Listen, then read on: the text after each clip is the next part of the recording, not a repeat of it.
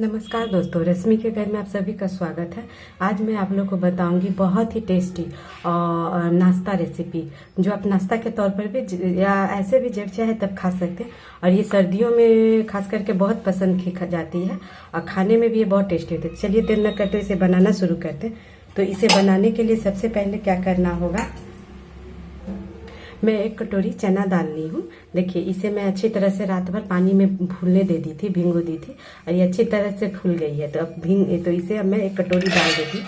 ये आप अपनी ज़रूरत के अनुसार कम या ज़्यादा कर सकते हैं। मैं 1 कटोरी हरी मटर ली हूँ। देखिए ऐसी ये ताज़ी वाली है, अभी मटर के सीजन है। या तो आप इस नाश्ते को सिर्फ मटर में भी बना सकती हैं, तो भी ये बहुत टेस्टी बनेगी। और अभी मैं मटर इसलिए ली क्योंकि अभी सर्दियों के सीजन है तो मटर बहुत अच्छी आ रही है मार्केट में, इसलिए मैं ली हूँ। और मैं क्या की हूँ, 5, 10, 12 लहसुन ले ली हूँ। आप लहसुन अगर नहीं खाती हूँ तो आप इसे स्किप कर सकती है, अगर आप खाती हैं तो इसे जरूर डालिए। और मैं 1 इंच इतना अदरक के टुकड़े को ले ली हूँ, इसे छोटे छोटे टुकड़ों में काट ली हूँ। और मैं 3 हरी मिर्ची डाल रही हूँ और 4 में करीब लाल मिर्ची डाल रही हूँ। मिर्ची की क्वांटिटी आप अपने स्वाद के अनुसार कम या ज़्यादा कर सकती हैं। इसी में मैं 1 चम्मच इतना काली मिर्च डाल दे रही हूँ। आप इसे भी कम, आप तीखा पसंद करते हैं तो डालिएगा, नहीं तो कम, अगर तीखा पसंद करते हैं तो कम डालिएगा। और 1 चम्मच मैं इसमें जीरा डाल दे रही हूँ, इससे इसका टेस्ट बहुत अच्छा आता है। उसके बाद मैं इसमें क्या करूँगी, थोड़ी सी धनिया पाउडर पत्ता डाल दूंगी और इन सभी का ना एक पेस्ट बना लूँगी। अगर आपको पानी की ज़रूरत लगेगी तो थोड़ी सी पानी डालिएगा, नहीं तो ऐसे ही पेस्ट बना लीजिएगा। तो मैं इसका पेस्ट बना करके लाती हूँ। अब इसमें स्वाद के अनुसार नमक डाल लेंगे। अब मैं इसका पेस्ट बना लेती हूँ। देखिए ये ऐसी पेस्ट बन करके तैयार हो गई है। अब मैं इसमें बिल्कुल पानी नहीं डालनी हूँ, ये पीस गई है। थोड़ी देर मैं एक बार चलाती थी, फिर इसे मिला करके फिर मिक्सी को चला लेती थी, तो जिससे ये पीस गई है। थोड़ी मेहनत लगेगी लेकिन पीस जाएगी। देखिए बिल्कुल अच्छी तरह से पीस गई है। अब इसे एक बर्तन में निकाल लेते हैं। इसे इस प्लेट में निकाल लेती हूँ मैं। देखिए निकाल ली हूँ। अब इसे मैं साइड रख देती हूँ। चलिए आगे की तैयारी कर लेते हैं। उसके बाद क्या करेंगे, गैस पर एक कढ़ाई रख देंगे और उसे गरम होंगे और इसमें 1 गिलास में गरम पानी रख देंगे। आपको पहले पानी थोड़ी सी ही रखिएगा, चावल की क्वांटिटी के अनुसार रखाइए और अलग से गर्म पानी कर लीजिएगा। अगर आपको कम लगेगी तो आप उस गर्म पानी से काम यूज कर सकती हैं। तो जब पहले गर्म पानी होने देती हूँ मैं अच्छी तरह से, उसमें मैं क्या करूँगी, थोड़ी सी मैं बीन्स काट ली हूँ। बच्चे सब्जी नहीं खाते हैं, लेकिन आप इस तरह से बना करके दीजिएगा ना तो वो बहुत ही अच्छी तरह से खाएंगे और ये बहुत ही हेल्दी और पौष्टिक हो जाती है। उसके बाद मैं 2 चम्मच बिल्कुल बारीक काट ली हूँ शिमला मिर्च, इसे भी इसमें डाल दूंगी। और मैं फिर 2 चम्मच गाजर काटी हुई हूँ। आपके पास जो सब्जी हो आप वो डाल सकती है। अगर मान लीजिए इसमें से आपके पास जो नहीं है आप उसे स्किप भी कर सकती हैं या बिना सब्जी के भी बना सकती हैं। उसके बाद मैं इसमें थोड़ी सी धनिया पत्ता डाल दूंगी। अभी तो सर्दियों के समय सीजन है तो अभी अच्छी अच्छी सब्जियां आती है, इसलिए मैं सब्जियों में बना ले रही हूँ। आप चाहें तो बिना सब्जी का भी बनाइएगा तो भी बहुत टेस्टी लगेगी। फिर मैं 1 चम्मच इसमें चिली फ्लेक्स डाल दूंगी। ये ऑप्शनल है, आप डालना चाहे तो डाल सकती हैं और नहीं डालना चाहे तो आप इसे स्किप कर सकती हैं। इसे आप बच्चों के लंच में भी बना करके दे सकती हैं, ये खाने में बहुत ही टेस्टी लगती है। फिर इसमें मैं 1 चम्मच नमक डाल रही हूँ। नमक आप अपने स्वाद के अनुसार डालिएगा। इन सभी को अच्छी तरह से मिला करके इसमें देखिए अब उबाल आने लगी है।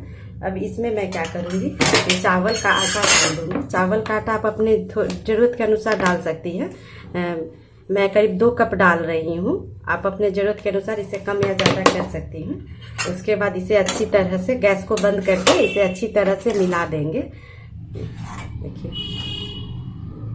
जब ये इकट्ठा हो जाएगी और थोड़ी सी मिल गई तब इसे ढक करके 5 मिनट के लिए अच्छी तरह से इसे छोड़ देंगे। गैस को बंद कर दीजिएगा। अब मैं 5 मिनट बाद फिर इसे देखूंगी। देखिए 5 मिनट हो गई है। अब मैं इसे निकाल लेती हूँ और अब इसे चेक कर लेती हूँ। देखिए ये है, अभी भी कढ़ाई कुछ गर्म है। अब इसे ना मैं नीचे उतार लूंगी। मैं तो इसी में इसे सान लूंगी, एक आटे के फॉर्म में डो बना लूंगी। आप चाहे तो दूसरी बर्तन में भी इसे बना सकती है। तो चलिए मैं इसे नीचे उतार लेती हूँ।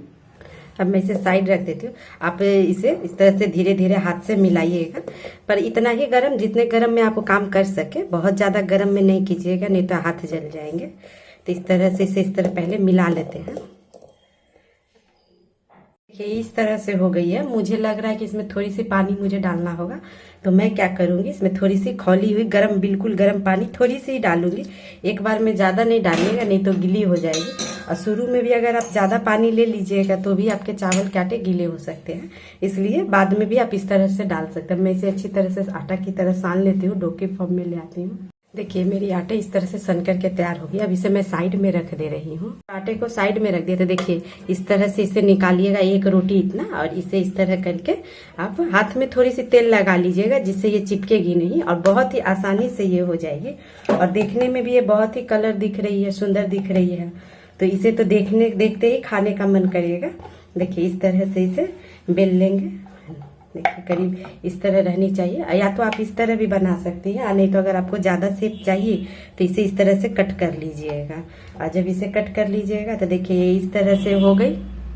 अब इसमें ये मसाले देखिए, इसमें से 1 चम्मच आप इस तरह से इसमें डाल दीजिए, और ये डाल दिए इसे अच्छी तरह से, और फिर इस तरह से करके इसे बंद कर दीजिए। देखिए इस तरह से दाबिएगा, ये अच्छी तरह से पैक हो जाएगी, चिपक जाएगी बस। देखिए अब इसे मैं सभी को बना लेती हूँ, उसके बाद मैं फिर आपको बताऊंगी। देखिए ये अच्छी तरह से बिल्कुल चिपक गई। अब इसे साइड में रख देते हैं। देखिए मेरे ये सारे बन करके तैयार हो गए। देखने में अभी ये कितनी सुंदर दिख रही है। अब चलिए मैं इसे स्टीम करती हूँ, स्टीम में पकाएंगे। मैं इडली बनाती हूँ, उसमें स्टीम करूंगी। आपके पास जो स्टीम करने का साधन हो आप उसे ले सकती हैं।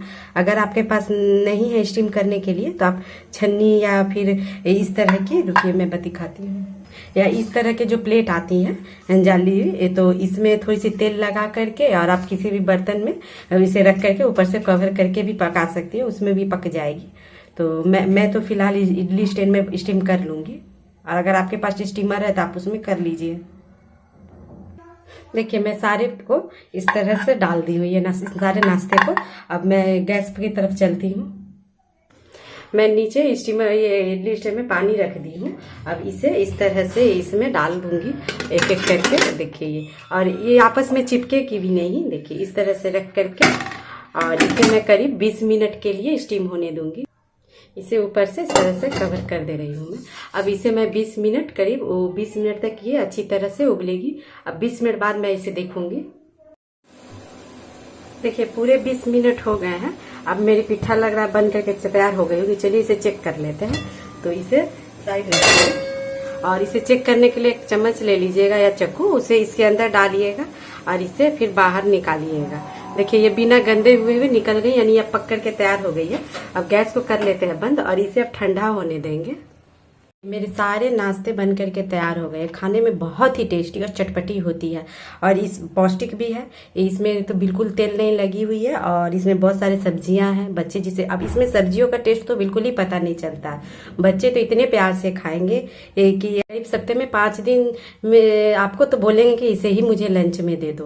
और इतनी टेस्टी लगती है ये खाने में, और चटपटी सी भी होती है। और इसे आप चाहे तो थोड़ी सी फ्राई करके खाइएगा तो ये काफ़ी टेस्टी हो जाती है, लेकिन मैं स्टीम करके इसे बनाई हूँ। आप चाहे तो इसे थोड़ी सी फ्राई कर सकती हैं। तो देखिए ये तैयार हो गई है। इसे खाने के लिए हरी चटनी के साथ ये बहुत ही टेस्टी लगती है। देखिए ये अंदर से भी इस तरह से है। इस तरह से आप भी बना करके देखिएगा आपसे कैसी बनती है, और मेरा ये बनाने का तरीका आपको कैसा लगा मुझे कमेंट करके जरूर बताइएगा। तो फिर मैं मिलती हूँ आपसे किसी नई वीडियो में एक नई रेसिपी के साथ। वीडियो देखने के लिए थैंक यू।